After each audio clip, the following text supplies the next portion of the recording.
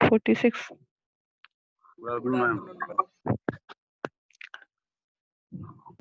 मैं recording start करना। तो आज का आपका टॉपिक है पाचन तंत्र या डाइजेस्टिव सिस्टम। और इसके अंतर्गत आपको ये जानना है कि डाइजेस्टिव सिस्टम है क्या या पाचन तंत्र है क्या, यह किस प्रकार से कार्य करता है, और इसके अंदर और कौन कौन से अंग जो पूरा डाइजेस्टिव सिस्टम है, ये मतलब बहुत सारे अंगों से मिलकर बना हुआ है पूरा, और बहुत सारे अंग इसमें कार्य करते हैं, तब जाके ये पूरा कंप्लीट होता है। तो एक तो यही जानना है कि ये क्या है और इसमें जो अंग आते हैं वो किस प्रकार से कार्य करते हैं। हालांकि जैसे अंगों की अगर एनाटॉमी की बात की जाए तो वो आपके सिलेबस का पार्ट नहीं है। तो उसको ये जानना है कि अंग किस प्रकार से कार्य करते हैं, या उनमें जो पाचक ग्रंथियां होती हैं, या आप कह सकते हैं या एंजाइम का सीक्रेशन है वो किस प्रकार से हो रहा है। और अ, जो भी पाचन अंग हैं, जैसे मान लीजिए छोटी आंत है, बड़ी आंत है, आमाशय है, ये जो कार्य करते हैं वो किस प्रकार से करते हैं और भोजन को पचाने में सहायता करते हैं, या मान लीजिए भोजन का जो पाचन हो रहा है वो किस प्रकार से हो रहा है। तो सबसे पहले यही जानेंगे कि जो डाइजेस्टिव सिस्टम या पाचन तंत्र है वो क्या है। तो पाचन तंत्र से सीधा सा तात्पर्य है कि उन अंगों तथा उनकी भौतिक एवं रासायनिक क्रियाओं से है जो आहार के विभिन्न तत्वों का अत्यंत सूक्ष्म रूप में परिवर्तित करके उन्हें इस योग्य बना देती है कि वे सफलतापूर्वक शरीर की कोशिकाओं के द्वारा अवशोषित हो सकें, या जो शरीर की कोशिकाएं हैं वो उनको अच्छे से अवशोषित कर सकें और अपना जो न्यूट्रिशन है या जो पोषक तत्व है या मान लीजिए पोषण है उसको ग्रहण कर सकें। तो अगर सिंपल फॉर्म में अगर बात की जाए तो डाइजेस्टिव सिस्टम से मतलब ये है कि मान लीजिए आपने कि किसी भी जीव के द्वारा जटिल भोज्य पदार्थों का सिंपल फॉर्म में परिवर्तित होना ही क्या कहलाता है, पाचन है। और ये पूरा सिस्टम है जिसमें बहुत सारे अंग मिलकर कार्य करते हैं, तो वो बाद में पाचन तंत्र हो जाता है। तो अगर आपने खाना कैसा लिया है, जटिल फॉर्म का है या आप कह सकते हैं कॉम्प्लेक्स फॉर्म है, तो जो शरीर है या जो शरीर के जो ऑर्गन्स हैं या डाइजेस्टिव सिस्टम के जो भी अंग हैं वो उनको उस रूप में परिवर्तित करते हैं जो कि शरीर की जो कोशिकाएं होती हैं उनको जिस रूप में वह ग्रहण करती हैं। तो मान लीजिए कार्बोहाइड्रेट लेते हैं या आपने प्रोटीन लिया है, वसा लिया है, लिपिड लिया है, कुछ भी लिया हो, लेकिन डाइजेशन के बाद उसको उसी फॉर्म में आना है, ग्लूकोज है, ग्लाइकोजन है। तो क्योंकि जो शरीर की कोशिकाएं होती हैं भोज्य पदार्थों को इसी फॉर्म में ही अवशोषित करती हैं या मान लीजिए ग्रहण करती हैं। तो ये एक क्या है, पाचन है। अब नेक्स्ट बात कर लेते हैं कि जो पाचन तंत्र है या डाइजेस्टिव सिस्टम है इसको दो भागों में बांटा गया है। एक होते हैं आहार नाल, एलिमेंट्री कैनाल, और दूसरा है पाचन या पाचक ग्रंथियां, डाइजेस्टिव ग्लैंड। तो सबसे पहले बात कर लेंगे आहार नाल की कि आहार नाल क्या है। तो जो आहार नाल है वो है एक कुंडलित या नलका नुमा एक संरचना है जो कि कहाँ से कहाँ तक पाई जाती है, हमारे मुख से लेकर एनस गुदा भाग तक पाई जाती है। और अगर जैसे साइज की बात की जाए कितनी बड़ी है, तो इसकी जो लंबाई होती है वो लगभग 8 से 10 मीटर के आसपास है। और चौड़ाई की बात की जाए तो अंगों के ऊपर डिपेंड कर रहा है, कहीं ये बहुत चौड़ी है कहीं बहुत पतली है। जैसे मान लीजिए छोटी आंत में है तो जो उसकी चौड़ाई है वो थोड़ी कम है, और वही अगर बड़ी आंतों की बात की जाए तो वहां इसकी जो चौड़ाई होती है वो ज्यादा हो जाती है, लंबाई कम चौड़ाई ज्यादा। छोटी आंत में उल्टा होता है कि लंबाई बहुत ज्यादा है और जबकि उसकी चौड़ाई है वो कम है।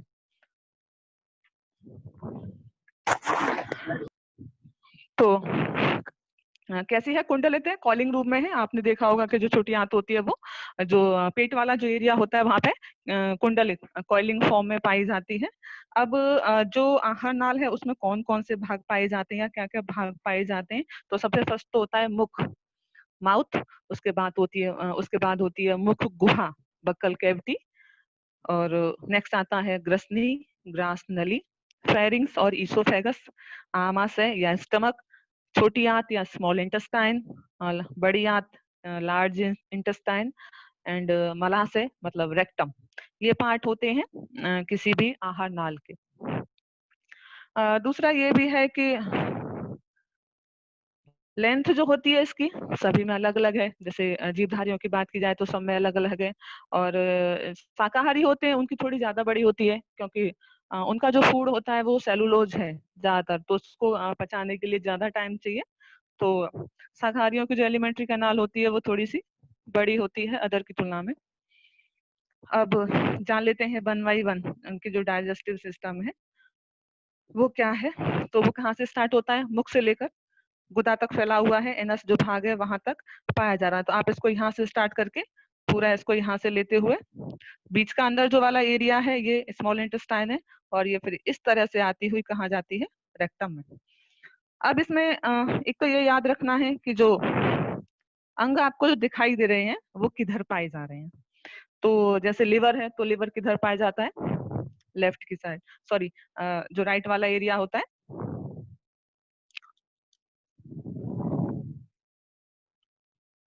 और आमाशय की अगर बात की जाए तो वो लेफ्ट की साइड में आपको दिख रहा है। वजन की या साइज की बात आती है तो जो लिवर होता है वो सबसे ज्यादा, या आप कह सकते हैं सबसे बड़ी जो ग्रंथि है वो है, और वजन लगभग 1.5 किलो के आसपास का होता है।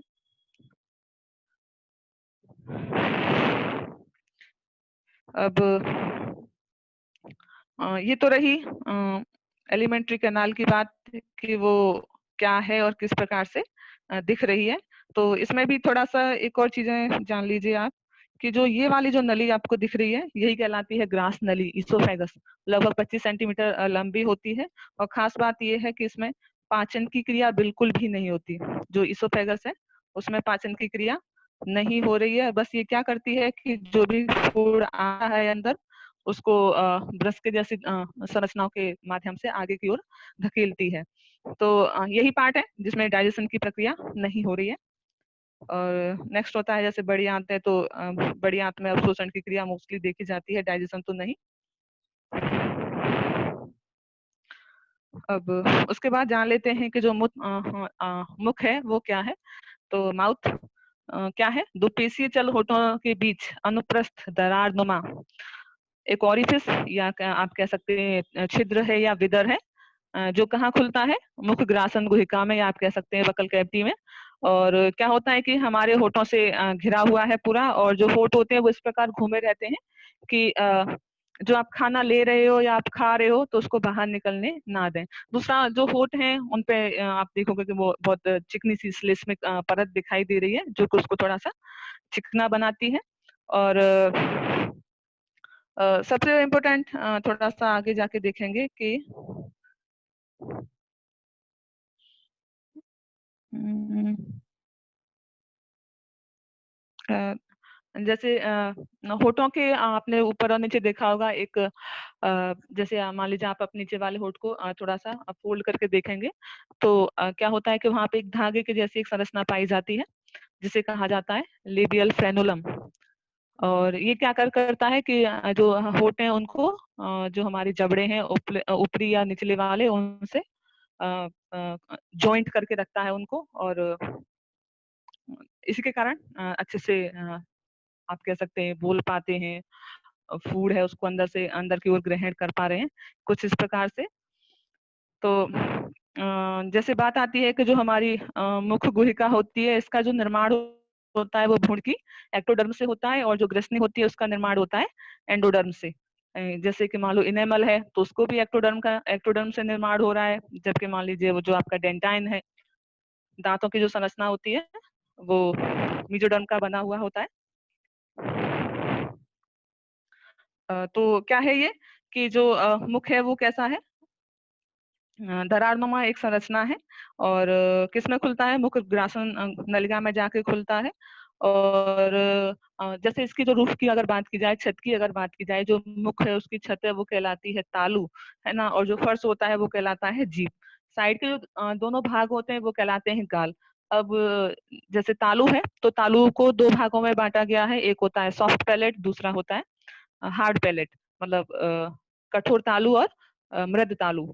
अब जो कठोर वाला तालु है उसको आप इस प्रकार देख सकते हैं कि ऊपर वाले दांतों के जस्ट पीछे आप अपना थोड़ा सा जीभ लगा के देखिए तो आपको लाइनिंग के जैसी कुछ संरचनाएं दिखाई देती हैं। तो जो लाइनिंग की जैसी जहाँ संरचनाएं दिखाई दे रही हैं या फील हो रही हैं, वो वाला एरिया तो कहलाता है हार्ड पैलेट, मतलब जो कठोर तालु है वो।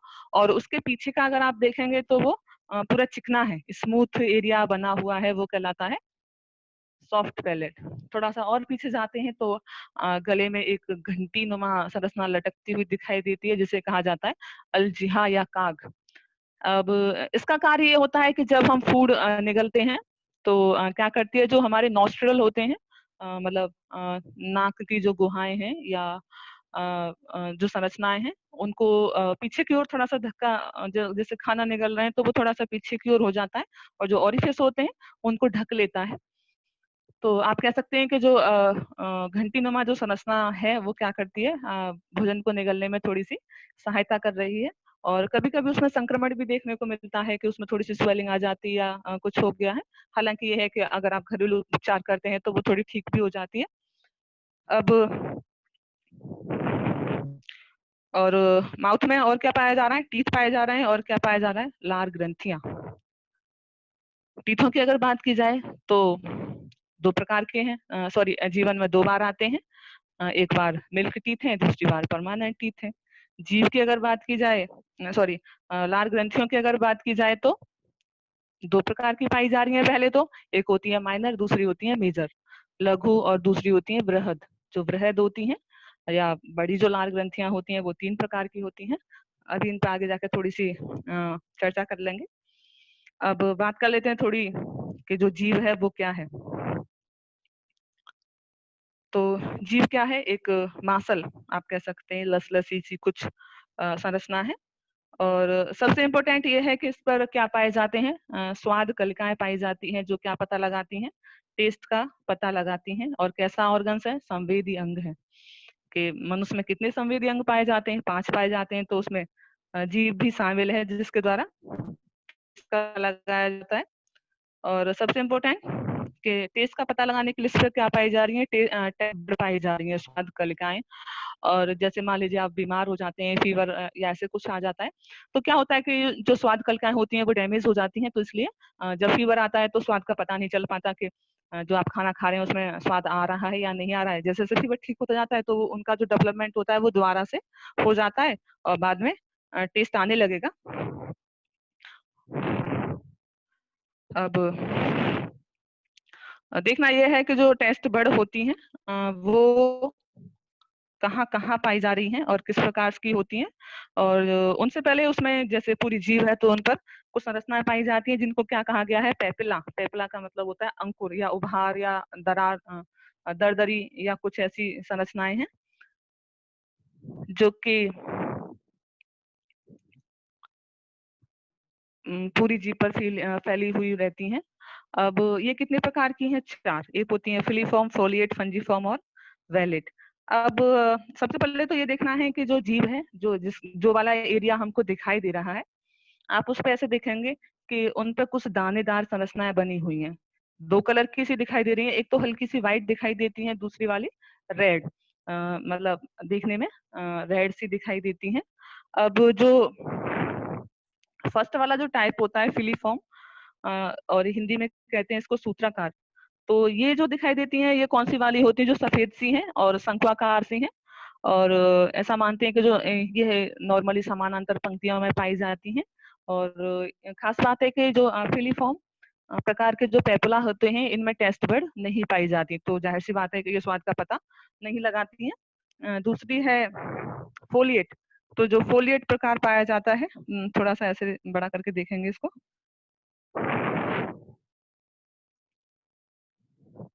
और तो जो फोलिएट होती हैं वो पाई जाती हैं यहाँ। और ये वाला एरिया पीछे की ओर साइड में हल्के से संरचनाएं पाई जाती हैं।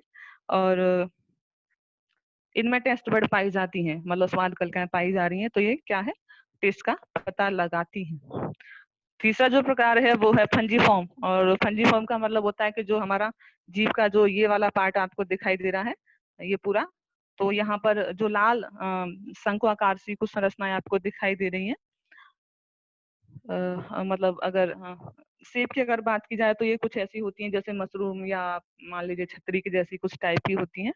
और इनमें टेस्ट बड पाई जाती हैं, तो ये वाली जो संरचनाएं होती हैं स्वाद का पता लगाती हैं। अब सबसे लास्ट में पाए जाते हैं सर्कमवैलेट या वैलेट प्रकार के। तो जो सर्कमवैलेट या वैलेट प्रकार की जो संरचनाएं होती हैं वो ये वाली हैं। और ये कैसी संरचना बनाती हैं? उल्टा वी शेप। और ये सबसे पीछे दिखाई देती हैं, सबसे बड़ी भी होती हैं। मतलब आप इनको देखेंगे कि तो 8 या 10 के आसपास पाई जाती हैं। और जीभ में सबसे पीछे की ओर है, और इसको देखने के लिए मुंह काफी बड़ा खोलना पड़ेगा, तब जाके ये थोड़ी दिखाई देंगी।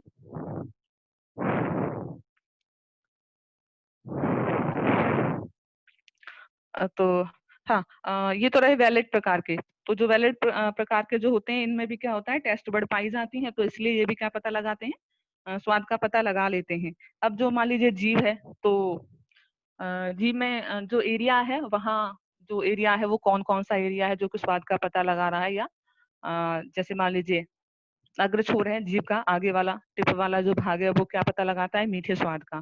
पीछे वाला सबसे लास्ट में अगर आप जाओगे तो वहाँ कैसा स्वाद आता है, कड़वा। साइड में कैसा आता है, किनारे साइड के जो किनारे होते हैं वहां आता है खट्टा स्वाद। और हल्का सा अग्र छोर है या किनारे वाला थोड़ा सा एरिया है तो वो पता लगाता है नमकीन स्वाद का। हालांकि ये है कि जैसे अगर हम टेस्ट की अगर बात करेंगे, तो आपने जो भी खाया है, पहले क्या होता है, खाने के बाद हम 2-3 बार मुंह चलाते हैं, उसके बाद पता चलता है कि जो जो भी आपने खाया है वो पूरी जीभ पर फैल गया है। उसके बाद पता चलेगा कि हाँ, कौन सा वाला स्वाद है। अब बात कर लेते हैं जीभ के कार्य। तो सबसे मोस्ट इम्पोर्टेंट तो यही है कि बोलने में, क्योंकि अगर जीभ नहीं होगी तो बोलना इम्पॉसिबल होगा। और आपने देखा भी होगा कि जिन लोगों की जीभ आगे से थोड़ी सी जॉइंट रह जाती है नीचे, या मान लीजिए थोड़ी भारी होती है, तो वो प्रॉपरली अच्छे से नहीं बोल पाते हैं। और तो सबसे पहले तो वही है कि ये बोलने में सबसे ज्यादा इम्पोर्टेंट सहायता करती है। दूसरा है भोजन को निगलने में भी थोड़ी सहायता कर रही है। थर्ड, जो आपने खाना खाया है, वो क्या होता है कि टीथ में थोड़ा इधर उधर फंस जाता है, तो आप जीभ के माध्यम से क्या कर लेते हैं, उस खाने को टीथों के बीच में से निकाल के अंदर ले जाते हैं, और उससे क्या होता है, मुंह की साफ सफाई हो जाती है, और जो टीथ होते हैं वो भी क्लीन हो जाते हैं। नेक्स्ट है कि जो भोजन है, उसका उसमें क्या करता है कि खाना खाने के बाद जैसे ही खाना आएगा मुंह में, लार का सीक्रेशन होना ज्यादा शुरू हो जाएगा।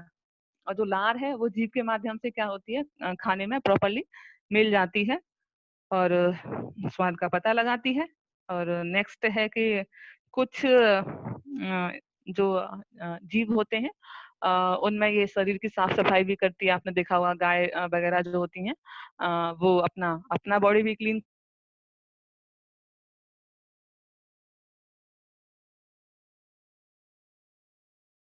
नियंत्रण किया जाता है। तो आपने इसको ना कुत्ते में देखा होगा कि गर्मियों के टाइम में जब ज्यादा गर्मियां पड़ने लग जाती हैं, तो कुत्ते क्या करते हैं, अपनी जीभ को पूरा बाहर निकाल के रखते हैं। उससे क्या होता है कि जो आप कह सकते हैं वाष्पीकरण की प्रक्रिया थोड़ी सी बढ़ जाती है वहां पे। और क्या होता है कि हाँफने की आपने देखा होगा, वो जल्दी जल्दी सांस भी लेता है। और इससे क्या होगा कि जो जीव है उसमें ब्लड सर्कुलेशन थोड़ा सा बढ़ जाता है, और वहां पे जो भी म्यूकस है, या आप कह सकते हैं पानी की जो थोड़ी सी मात्रा पाई जा रही है, उसका वाष्पीकरण होता रहता है। तो उससे क्या होगा कि जो रुधिर वहां पे आ रहा है उसका टेम्परेचर थोड़ा सा कम होता रहेगा, और वो फ्लो होता रहता है पूरे शरीर में।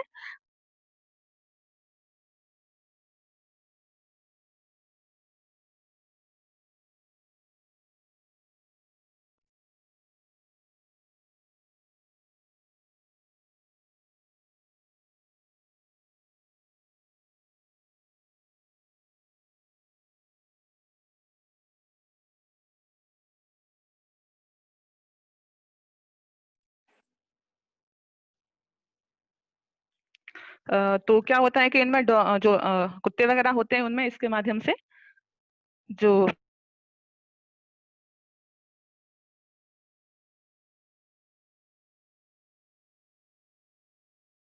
जैसे कुत्ते वगैरह में आपने देखा होगा कि उनके जो घाव बन जाते हैं या चोट लग जाती है, वो तो वो जीभ के माध्यम से उनको ठीक भी कर लेते हैं। तो इसका कारण वही होता है कि लार है, उसमें लाइसोजाइम एंजाइम पाए जा रहे हैं।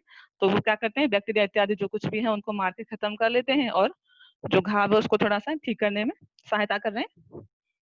अब बात कर लेते हैं दांतों की।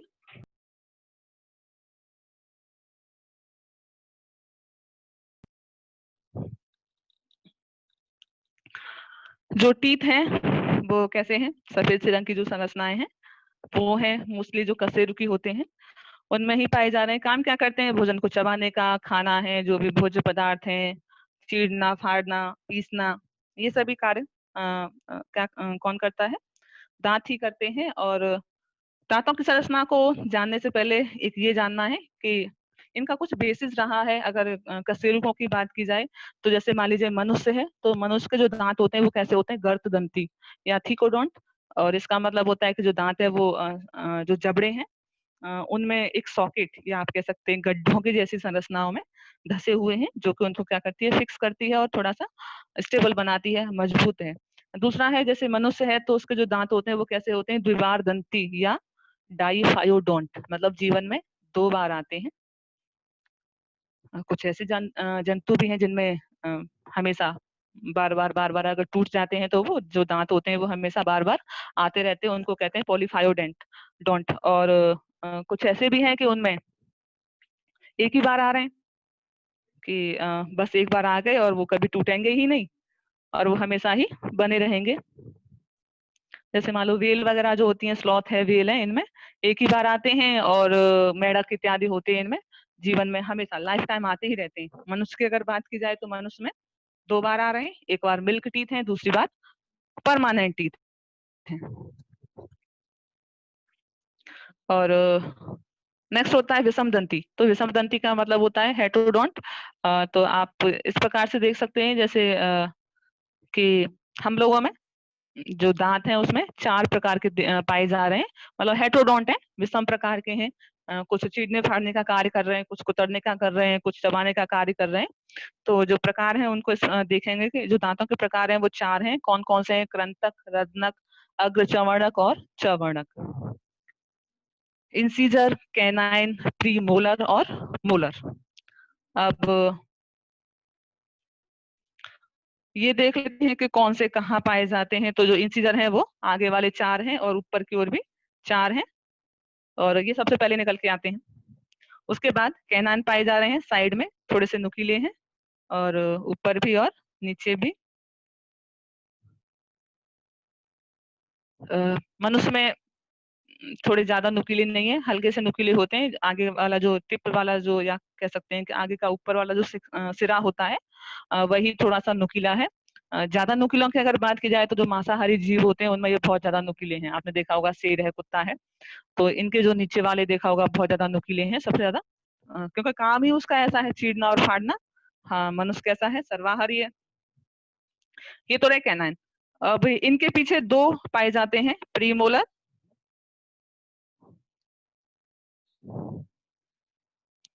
दो इधर हैं, 2 इधर हैं, इसी प्रकार से 2 ऊपर हैं और दोनों साइड में। ये जो है ये क्या है कि कैनाइन है, उसकी तुलना में थोड़े से बड़े हैं। और आप कह सकते हैं कि छोटी दाढ़-नुमा संरचनाएं हैं। दाढ़ तो जो होती है वो पीछे वाली हैं, लेकिन उनसे छोटे से हैं, प्रीमोलर हैं। और खास बात ये है कि ये जीवन में केवल 1 बार ही आते हैं, 2 बार नहीं आते। जैसे इंसिजर हैं, आप कह सकते हैं कृंतक हैं, 2 बार आते हैं। कैनाइन है या रत्नक हैं, वो 2 बार आते हैं। लेकिन जो प्रीमोलर हैं या जो अग्रचर्वणक है, वो जीवन में 1 बार ही आते हैं। जो मिल्क टीथ होते हैं उनमें ये एब्सेंट होते हैं। और पीछे वाले जैसे मोलर टीथ है, तो मोलर टीथ का जो पीछे वाला होता है ना, ये वाला जिसको कहते हैं अक्ल दाढ़, ये भी 1 ही बार आती है। तो जो मिल्क टीथ होते हैं उसमें ये नहीं पाई जाती। ये थोड़ा सा याद रखना है कि जो जीवन में जो 20 दांत होते हैं वो 2 बार आते हैं, और केवल 12 जो दांत होते हैं वो 1 बार ही आते हैं। और 12 दांतों में कौन कौन से हैं? प्रीमोलर है जो कि आते ही नहीं है मिल्क टीथ में, और जो मोलर है उसका एक टाइप है जो सबसे लास्ट वाले हैं वो वाले। तो ये कभी कभी पूछा जाता है कि दांतों की संख्या जो जीवन में 2 बार निकलते हैं कितनी होती है? 20। और 1 बार निकलने वाले दांतों की संख्या कितनी है? 12। अब नेक्स्ट ये होता है कि कार्य क्या करते हैं, कि जो कृंतक हैं वो क्या करेंगे? काटने का। और कैनाइन है वो क्या करते हैं? चीरने का, फाड़ने का, क्योंकि वो बहुत ज्यादा नुकीले हैं। और जो प्रीमोलर और मोलर होते हैं वो क्या करते हैं कि जो आपने खाना खाया है उसको पीस रहे हैं, चबा रहे हैं, उसका लुगदी वाला एरिया बना रहे हैं, कुछ इस प्रकार से। और फर्स्ट नेक्स्ट ये है कि जो उनकी जो रूट जो होती है या जड़ जो होती है वो 2 या 3 रूटेड होते हैं ये। और देखा होगा कस्प भी जो होते हैं वो भी थोड़े बड़े हो जाते हैं पीछे वाले दांतों में जाने के बाद, जबकि आगे वाले जो होते हैं वो थोड़े पतले हैं, छोटे से हैं, कुछ इस प्रकार के। अब जैसे टीथ की अगर बात की जाए, दंत सूत्र, तो जो आपको ये दिख रहा है ये कौन सा वाला दंत सूत्र है? परमानेंट, मतलब जो स्थायी दांत होते हैं उसका दंत सूत्र है। टोटल कितना है? 32 दांत। 32 दांत जो होते हैं वो सभी में नहीं पाए जा रहे हैं। मोस्टली लोगों में अगर देखा जाए तो कितने होते हैं? 28 हैं और 30 हैं। 32 पाए जाते हैं। अगर ये कहा जाए 32 से ज्यादा हो सकते हैं तो हो सकते हैं, क्योंकि बहुत सारे लोगों के एक्स्ट्रा निकल के आ जाते हैं, देखा होगा दांत के पीछे दांत निकल के आ रहा है, साइड में निकल के आ गया है, तो ज्यादा भी हो जाते हैं कि 33 भी हो सकते हैं, 34 भी हो सकते हैं। अब तो आगे दिख रहा होगा कि ये जो है वो क्या है? इंसिजर है। दोनों में ही पाया जाता है, मिल्क टीथ में भी, परमानेंट टीथ में भी। जो प्री मोलर होते हैं दूसरे वाले, ये दोनों में ही पाए जाते हैं, मिल्क टीथ में भी और परमानेंट जो टीथ होते हैं उसमें भी। जो प्री मोलर जो ये वाला टाइप होता है 2x2, ये कौन से टीथ में नहीं पाए जाते? जो दूध के दांत होते हैं या जो क्षीर दंत हैं या मिल्क टीथ हैं उसमें ये नहीं पाया जाता है। तो अगर मान लीजिए आप क्या लिखेंगे, मिल्क टीथ का अगर फॉर्मूला लिखेंगे तो आपको कैसे लिखना है कि जो आई है वो 2x2 हो रहे हैं, कैनाइन 1/1 हो रहे हैं, और प्री मोलर है वो 0/0 है ना। और प्री मोलर के बाद आते हैं मोलर, तो मोलर में भी 2/2, क्योंकि जो पिछला वाला टाइप होता है वो मिल्क टीथ में नहीं होता। बाकी का आपको दिख रहा है कि ये कौन सा वाला है? Permanent teeth. मोलर का जो तीसरा वाला दांत है वो क्या कहा जाता है? अक्लदाड़। और ये सभी में निकल के आए ऐसा जरूरी नहीं है, और ऐसा भी नहीं है कि ये जब निकल के आएगी तो भैया सबको अकल ही आएगी, या इसके बिना अकल नहीं है।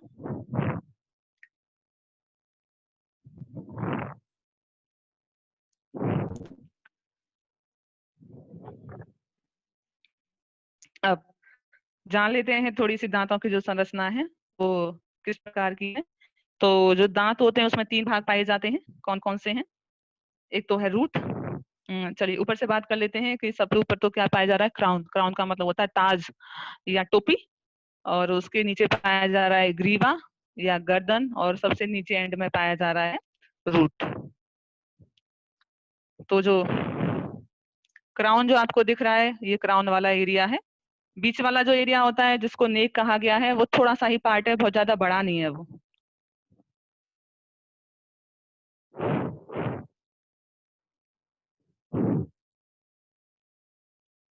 और जो क्राउन वाला जो एरिया, सॉरी, जो नेक वाला जो एरिया होता है वो क्या कहते हैं, जो मसूड़े होते हैं उनके साइड में थोड़ा सा दबा हुआ रहता है।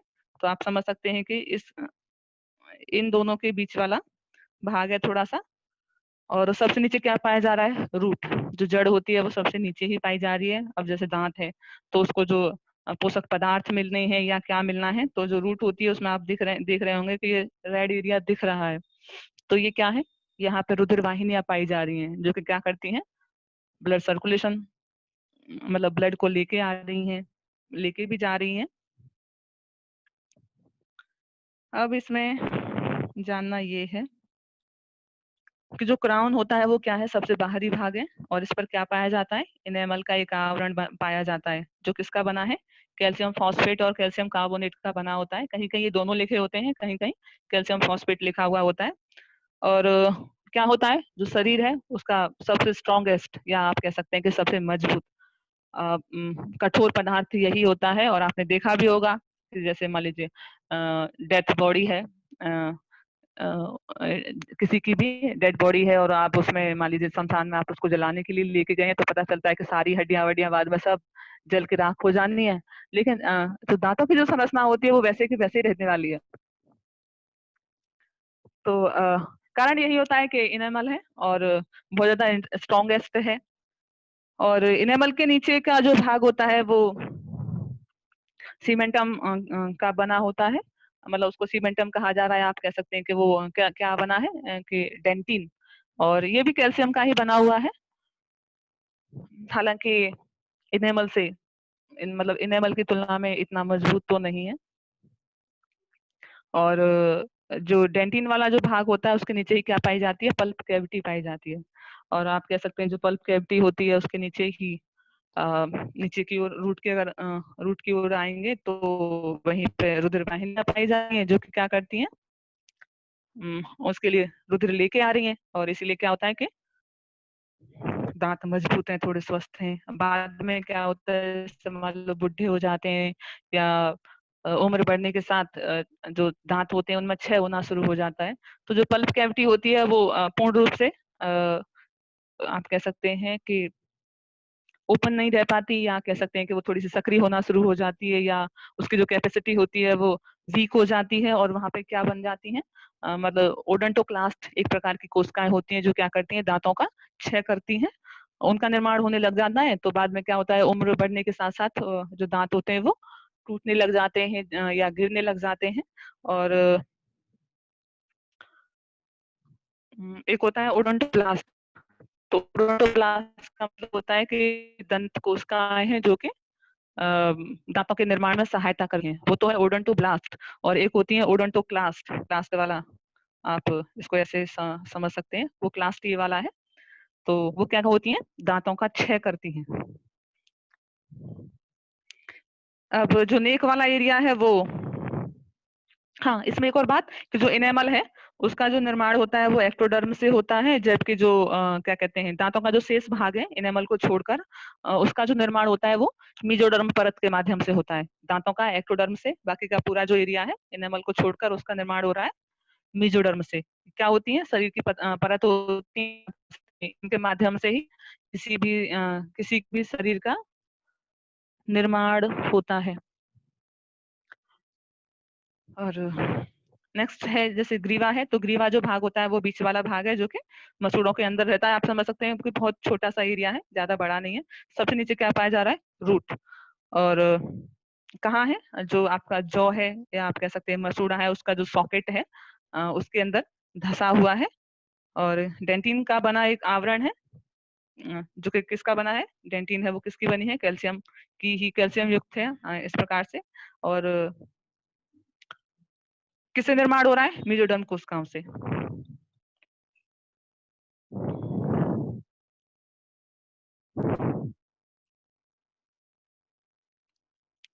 उसके बाद थोड़ा सा जानते हैं कि जो लार ग्रंथियां हैं वो क्या है।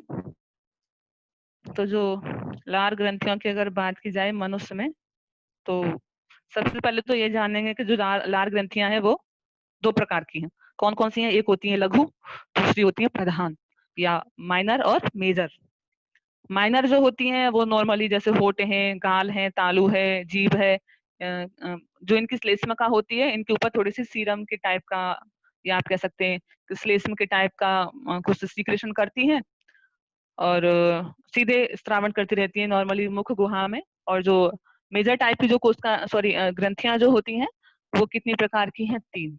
तो और इनको ही मुख्य माना गया है, आप इनको मेजर भी कह सकते हैं, मेन लार ग्रंथियां भी कह सकते हैं। तो सबसे पहले जो कर्णमूल ग्रंथि है उसको देखते हैं, कर्ण या पैरो ग्रंथि कहा जाता है इसे।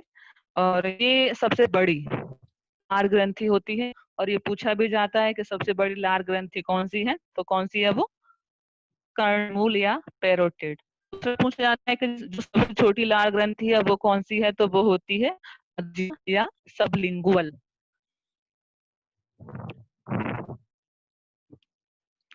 अब जो पैरोटिड है वो कहाँ पाई जा रही है, थोड़ा देखते हैं। तो जो पैरोटिड होती है वो कहाँ पाई जाती है, कान के थोड़ा सा नीचे पाई जा रही है। और आपने देखा भी होगा कि जब इसमें थोड़ा सा इन्फेक्शन हो जाए तो क्या हमेशा ये पेयर में ही पाए जा रहे हैं।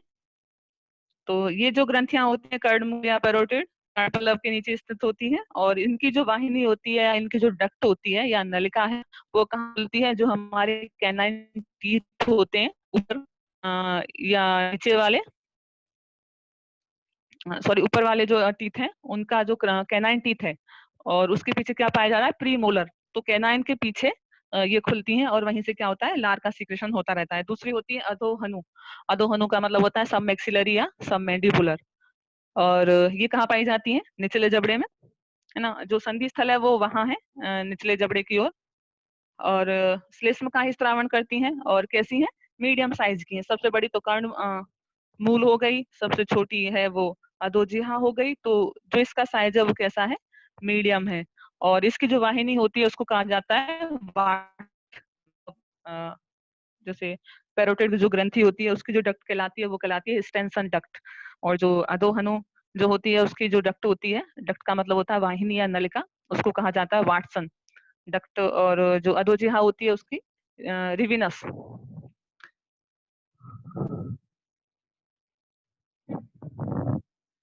अब ये जो होती है ये कहाँ खुल रही है, कृंतक दांतों के ठीक पीछे ही खुल रही है। सबसे एंड वाला है जो अधोजिहा। तो अधोजिहा जो पाई जाती है वो सबसे स्मॉलेस्ट है। और कहाँ पाई जाती है, जैसे जीभ के नीचे। आप अपनी जीभ को पीछे की ओर थोड़ा सा फोल्ड करिए, और देखा होगा आपने जहां पर जीभ को पीछे की ओर फोल्ड करते हैं तो जीभ से और नीचे वाले एरिया से जुड़ी हुई एक जो ये वाली जो लार ग्रंथियां होती हैं वो वहीं पाई जा रही हैं, एक इधर दूसरी वाली इधर।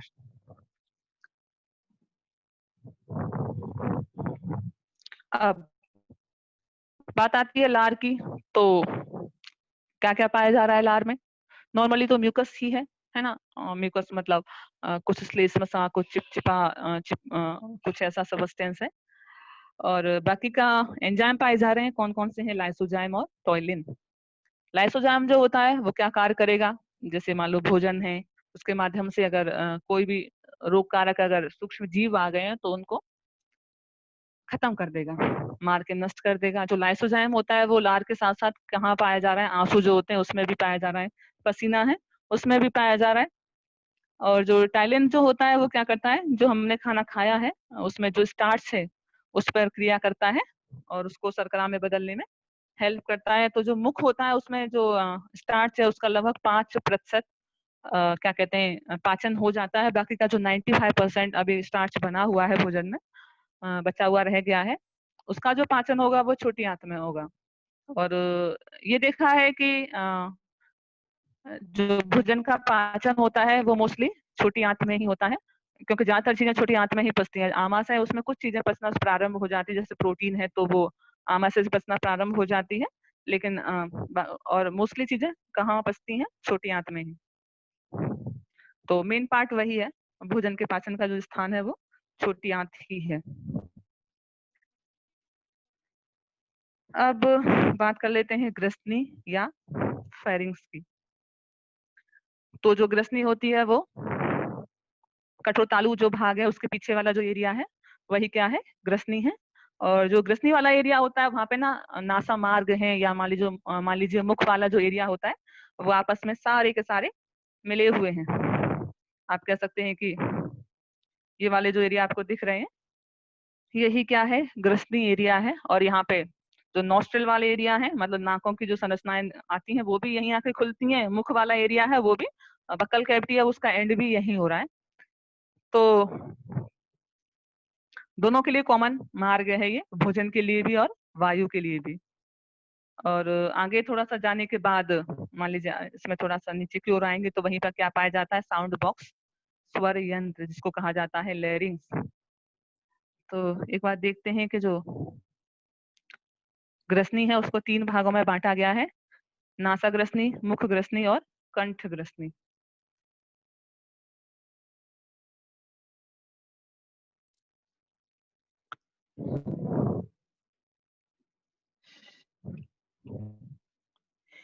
अब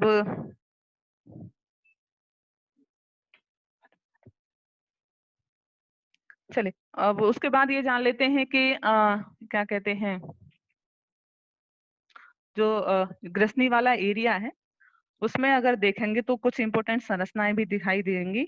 और वो कौन कौन सी हैं, तो फर्स्ट तो है एपिग्लॉटिस, मोस्ट इम्पोर्टेंट, है ना। कारण कि यहाँ पर आने के बाद जैसे मान लीजिए ये एरिया है नाकों का और माउथ का, ये वाला एरिया है, यहाँ कॉमन है।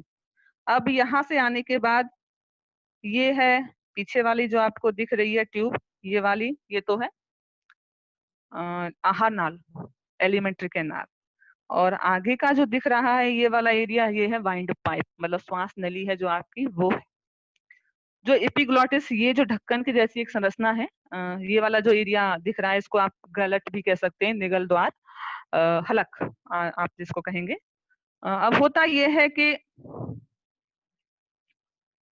जो ये ढक्कन के जैसी जो ये संरचना पाई जा रही है, काम ये करती है कि जब हम भोजन निगलते हैं तो जो आहार नाल है वो बंद ही रहती है, क्योंकि हम खाना फिक्स टाइम पे खा रहे हैं। लेकिन जो सांस लेने की जो हमारी जो क्रिया हो रही है वो पर्टिकुलर हो रही है कि भाई हम उसको ले रहे हैं कंटिन्यू। तो जो श्वास नाल है वो तो ओपन रहती है हमेशा, और लेकिन जो आहार नाल है वो हमारी क्लोज रहती है। अब क्लोज तो रहती है, लेकिन क्या होता है कि जब हम खाना खाते हैं तो जो ये ढक्कन के जैसी संरचना दिखाई दे रही है आपको, एपिग्लोटिस करती ये है कि खाना भी खा रहे हैं, सांस भी ले रहे हैं, भाई दोनों, अब तो दोनों क्रियाएं साथ हो रही हैं। और अगर मान लीजिए जैसे ही आपने खाना निगला तो क्या होता है, निगलने पर जो आहार नाल है, जैसे आप खाना निगलोगे तो जो आहार नाल है वो ओपन होगी, और वो ओपन हो रही है, और इसके साथ साथ अगर श्वास नाल भी ओपन रह जाए तो क्या होगा, खाने के कुछ पार्टिकल श्वास नाल में भी जाएंगे। तो इन क्रियाओं से बचने के लिए आप कह सकते हैं कि जो फूड पार्टिकल है वो वहां ना जाए, श्वास नल में अगर गए तो क्या होता है, इरिटेशन होना शुरू हो जाता है, खांसी आएगी, अम, भोजन अटक जाता है, कुछ इस प्रकार की क्रियाएं हो जाएंगी। तो जो ये ढक्कन के जैसी जो संरचना है, क्या है कि क्या करती है, जब आपने खाना निगला है तो ये वाला जो पाथ होता है ये तो ओपन हो जाएगा, ये वैसे ही हमेशा बंद रहता है, लेकिन जब आप खाना निगलोगे तो ये ओपन हो जाएगा। और ये जो ढक्कन की जैसी जो संरचना पहले इसके ऊपर लगी हुई थी, यहाँ पर आहार नाल को ढक के रखा हुआ था इसने, तो ये क्या करेगी, पहले ये यहाँ इसको ढक के रख रही थी, लेकिन जैसे ही आप खाना निगलोगे तो ये क्या करेगी, यहाँ से फिसल करके थोड़ी सी यहाँ आएगी, तो उससे क्या होगा, श्वास नाल है वो ढक जाएगी, और जो फूड पार्टिकल है वो श्वास नाल में नहीं जा पाएंगे। और कभी कभी गड़बड़ी भी हो जाती है कि हम लोग सांस भी ले रहे हैं, खाना भी निगल रहे हैं, बोल भी रहे हैं, तो क्या होता है, फंदा लगता है बाद में, या आप कह सकते हैं कि फूड पार्टिकल वहां चले जाते हैं और खांसी कंटिन्यू आती रहती है जब तक कि वो उसमें से निकल ना जाए। तो भोजन को निगलने में कौन सहायता करता है, एपिग्लोटिस और ग्लोटिस।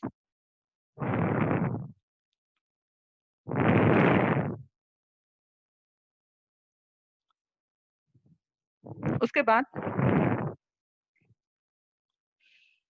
जो ग्रसनी होती है वो आगे जाके किसमें खुलती है, ग्रास नली में। ग्रास नली का मतलब होता है इसोफेगस, और जो इसोफेगस होती है वो कौन सी वाली संरचना है, जहां से ग्रसनी खत्म हो जाती है और वो शुरू हो जाती है। ये वाला जो एरिया दिख रहा है ये है इसोफेगस या ग्रास नली। कितना है, लगभग ऐसे मानते हैं कि ये 25 सेंटीमीटर लंबी है और लगभग 25 से 30 मिलीमीटर के आसपास मोटी है। और नीचे कहाँ जाके खत्म होती है, यहाँ। यहाँ क्या पाया जाता है, एक डायफ्राम। डायफ्राम का मतलब होता है तंतु पट्टे, मांसपेशियों की बनी हुई एक संरचना है जो कि थोड़ी सी सांस लेने में सहायता करती है। और उसके अंदर जो ये वाला भाग आपको दिख रहा है, ये कौन सा भाग है, वो उदर या पेट वाला भाग है। जो ग्रास नली जो होती है वो कहाँ आके खुलती है, आमाशय में। अब मान लीजिए आपने यहाँ खाना निगल लिया, निगलने के बाद ये कंटिन्यूस वाली पाइप से होता हुआ आमाशय में आएगा, और लगभग 3 या 4 सेकंड लगते हैं इसको आने में। और खाना कहाँ आ जाता है,